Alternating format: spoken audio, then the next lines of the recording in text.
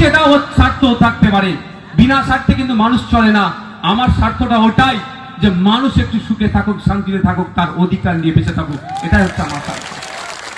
বিগত 5 বছরে আমি ভাঙড়ের মানুষকে ধন্যবাদ জানাবো যে আমার পাশে আপনারা ছিলেন। আমি একটা সংবর্ধনা নিতে এসেছিলাম আপনাদের কাছে, সেই সংবর্ধনাতেই আপনি এক প্রার্থীকে রাস্তায় বসিয়ে দিলেন। আপনারা ধন্যবাদ আপনাদের।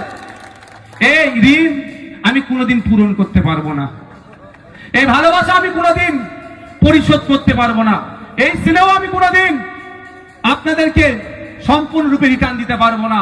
তবে অনুরোধ এতটুকুই করব, চোখ কান খুলে রেখে চলবেন। কাগে কান নিয়ে যাচ্ছে বলে কাগের দিকে তাকাবার প্রয়োজন নাই। নিজের কানে হাত দিয়ে দেখুন যে নওশাদ সিদ্দিকীকে আমরা জিতিয়ে বিধানসভার মধ্যে পাঠিয়েছি, যে নওশাদ সিদ্দিকীকে জিতিয়ে আমরা বিধানসভার মধ্যে পাঠিয়েছি, সেই নওশাদ সিদ্দিকী ভাইজান আমাদের পাশে ছিল কি ছিল না, নাগরিকের পাশে ছিল কি ছিল না, না এসি রুমে বসেছিল আর 4.5 বছর পরে আসলো। আমি দায়িত্ব নিয়ে বলতে পারি এমন কোন বিধায়ক নয় যে তার বিধানসভায় নওশাদ সিদ্দিকী ভাঙড়ের বিধায়ক যে টাইম দিয়েছে সেই রকম টাইম দিয়েছে কেউ দেখাতে পারবে না। আমি কিন্তু বড় প্রোগ্রাম করিনি, বেশি বুথে বুথে চলে গেছি, মানুষের সমস্যা শুনে সমাধান করার চেষ্টা করেছি। বিজয়গঞ্জ বাজার থেকে দাঁড়িয়ে একটা কথা বলিয়েছিলাম, একটা কমিটমেন্ট করিয়েছিলাম শ্রদ্ধেয় সম্মানীয় বিমান স্যারকে, যদি আমরা সরকারে আসি হিমঘর করব। কিন্তু দুর্ভাগ্য, ভাঙড় ছাড়া সারা রাজ্যের মানুষ বিজেমূলের ট্যাপে পড়ে গিয়েছিল।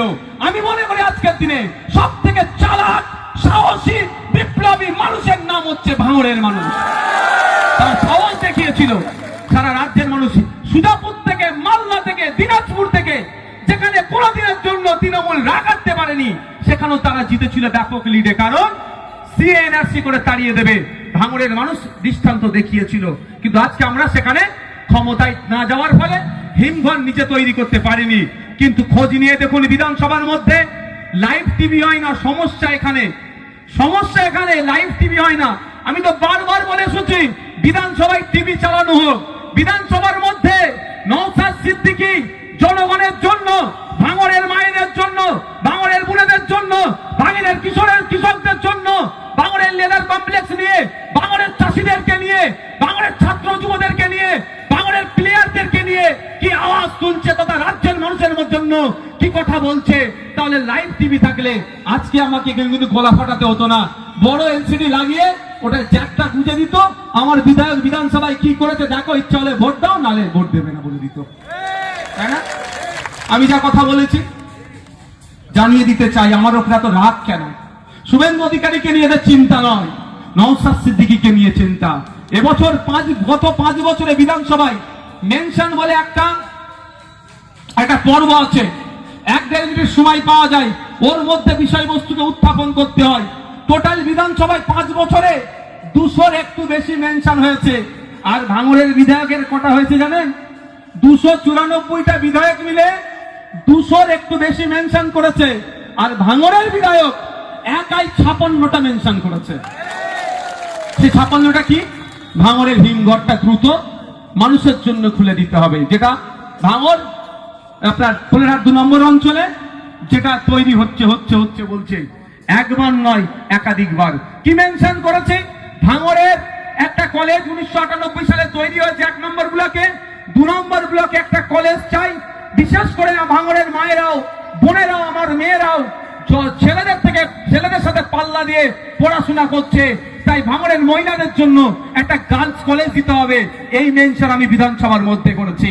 আজকে আমি বলতে দুঃখ লাগছে, আমাদের রেজ্জাক ভাই ভাঙড়ের তিনি ভোটার, আমার রাজনৈতিক প্রতিদ্বন্দ্বী হলেও আমি দুঃখের সাথে বলছি, আমার রেজ্জাক ভাই যে জন্য খুন হয়েছে, কারণটা কি? এই যে ভাঙড়ের কানেক্টিং ব্রিজটা, ওখানে কে কন্ট্রোল নেবে? পথের কাটা হয়ে দাঁড়িয়েছিল রেজ্জাক ভাই, তাকেও তারা খুন করে দিল। কিন্তু এই ব্রিজ থেকে শুরু করে এইটা চন্ডিহাটের ব্রিজ, এই ব্রিজ যেখানে আছে, এই দুর্বল সেতুগুলোকে কংক্রিটের ব্রিজ নির্মাণ করতে হবে, এর মেনশন নওশাদ সিদ্দিকী বিধানসভার মধ্যে করেছে।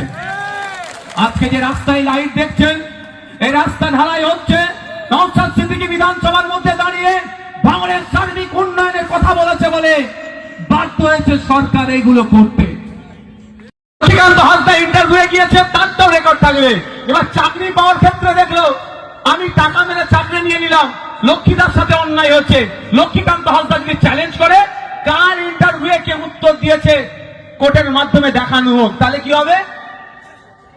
যার মেধা সে চাকরি পাবে। এই সমাজ ব্যবস্থা আমরা ফিরিয়ে আনতে চাইছি।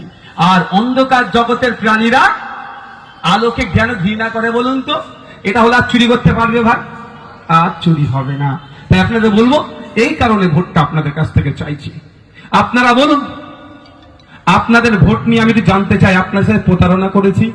একটু আওয়াজ দেবে। আপনাদের ভোট আমি বিক্রি করেছি? আপনাদের ভোট দিয়ে আমি মিনিস্টার হতে পারতাম, এটা আপনারা ভালো করে জানেন তো নাকি? এটা জানেন তো নাকি? একটা নয়, একাধিক মিনিস্টার হয়ে যেতাম। একজন যিনি ভাঙড়ে দাঁড়িয়েছেন তৃণমূলের পক্ষ থেকে, উনি মিনিস্ট্রি নিয়ে কখনো দাদার পায়ে পড়ে তো কখনো দিদির পায়ে পড়ছে, বুঝতে পারছেন? আর আমি আমার ভাঙড়ের ভোটারদেরকে সম্মান জানিয়ে দিয়েছি। ভোট ঘোষণা হয়ে গেছে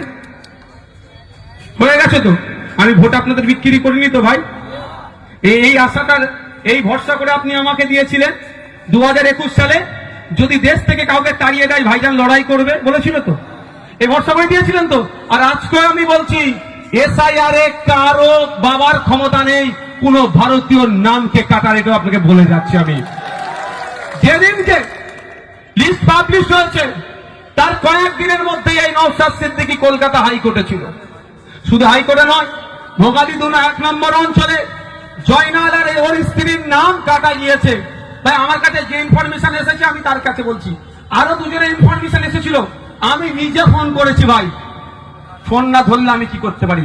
আমার ছেলেরাও নয়, আমার ছেলেরা একাধিকবার ফোন করেছিল, ফোন ধরেনি। আমি বিশ্বাস করছিলাম না, আমি নিজে দুজনকে ফোন করেছি কিন্তু ফোন ধরেনি। আমার কিছু করার আছে? আমার কাছে যে ইনফরমেশন এসেছে তাদেরকে জিজ্ঞাসা করবেন, এখানে যদি জয়নাল থেকে থাকে, যদি এখানে থাকার না থাকাই কথা। এই আজকে দেখা হয়েছিল ওর সাথে, ওকে কোর্টে নিয়ে গেছি। ও কোর্টে যাওয়ার আগে আমি কোর্টে গিয়ে বসেছিলাম আমার ভোটারের হয়ে মামলা করার জন্য। আমি বলেছিলাম এসআইআর করবে, যে মাস্টার মশাই কোশ্চেন নিচ্ছে, কোশ্চেন নিয়ে যদি টেন্ডি বেন্ডি করে মাস্টার মশাইকে ছেড়ে কথা বলবো না। তো আমার ভাঙড়ের কোন একজন ভোটার যদি ডিস্টার্ব হয় তার হয়ে আইনি লড়াই আমি করব বলেছিলাম। আর আপনাদেরও আজকে বলছি, এখন পর্যন্ত ডিলিটেশন যেটা ডিলিট হয়ে গিয়েছে, অ্যাডজুডিকেশন উঠে গেছে তো ভালো কথা, বা যাদের ডিলিট হয়েছে এইরকম কেউ ব্যক্তি থাকলে সে আমার তৃণমূলের বন্ধুও যদি হয় তাতে আমার কোন অসুবিধা নাই। গোপনে আমার সাথে বলুক, তার পরিচয় গোপন রেখে তার হয়েও আমি আইনি লড়াই করবো বিনা পয়সায় তাকে, এটা আমি বার্তা দিয়ে যাই। সে আমি জানি ভোটে তার ভোটারটা ঠিক করে দিলে আমার বিপক্ষে যাবে, সেটা অসুবিধা নয়। সংবিধানের আর্টিকেল 326 এক্সারসাইজ করবে, সংবিধানকে বাঁচানোর জন্য আমি তার সহযোগিতা করব, ভাঙড়ের ভোটারকে তার ভোটাধিকার রক্ষার জন্য আমি তার সহযোগিতা করব। সাধারণ মানুষ যদি আমার কাছে কেউ আসে, আমি কথা দিচ্ছি কারো আইনের সহযোগিতা লাগলে আসবে, ভোট দেবেন না দেবেন আপনাদের ব্যাপার, নিশ্চিন্তে থাকুন। আমি যে ওয়াদা করেছিলাম স্টেজ থেকে, আজকেও আমি বলছি, যদি কারো আইনের সহযোগিতা লাগে এসআইআর নিয়ে আসবেন। ট্রাইব্যুনালে কিভাবে যেতে হবে, ওখানে কি করতে হবে না করতে হবে, টোটাল আমার অ্যাডভোকেটদের একটা টিম আছে, টোটাল গাইড করবে আপনাকে ফ্রি অফ কস্ট, অর্থাৎ বিনামূল্যে 1 টাকা আপনার খরচ লাগবে না।